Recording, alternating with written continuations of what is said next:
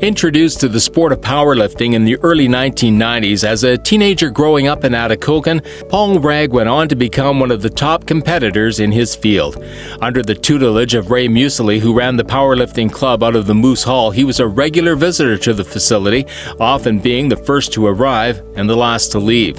Didn't take long before he had developed his skills to the point where he wanted to compete, with the goal of one day becoming the best in the world.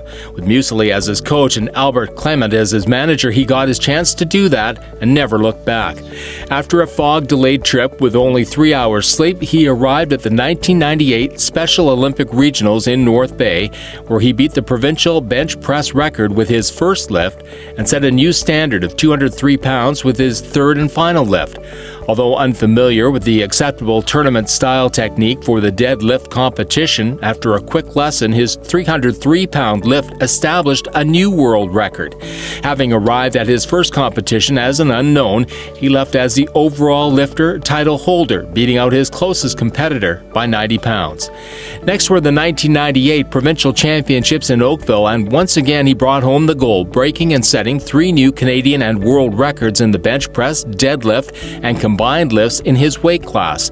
By sticking to a strict training and health regime in preparation for the 1998 Special Olympic Canada Summer Games in Sudbury, Paul produced more great results, winning 3 more golds and breaking his own national and world records. His incredible success saw him selected as one of 4 to represent Canada at the 1999 Special Olympics World Summer Games held in Raleigh, North Carolina, an event with 7,000 athletes from more than 100 countries.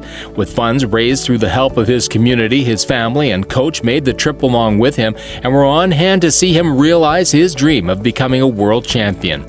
Winning gold medals in the deadlift, bench press, and as the top weightlifter in the lightweight class, he returned home with his 3 gold medals to a hero's welcome, complete with a police escort from Thunder Bay to Atikokan, a parade into town, and a reception at the Moose Hall.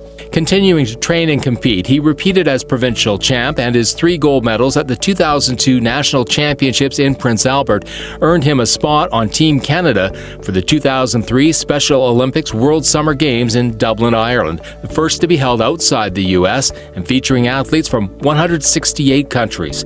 At those games, he was chosen to be one of 7 athletes to carry in and raise the Special Olympics flag during the opening ceremonies.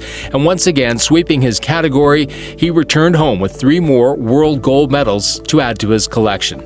Not only was Paul well known for his incredible demonstrations of strength throughout his career, he also developed his trademark habit of jumping up and knocking the chalk dust off his hands following each lift, complete with a shooting action that earned him the nickname Shotgun Paul Wragg, which even got him a spot in country singer Terry Clark's video for No Fear.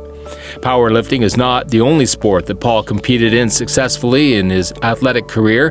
He also earned success at regional and provincial Special Olympic competitions in track and field, snowshoeing, and skiing. In addition to being named the 2000 Special Olympics Ontario Male Athlete of the Year, this multiple gold-winning athlete has had his name added to the Home Of sign that greets people as they arrive in Atikokan, letting people know just how proud his hometown is.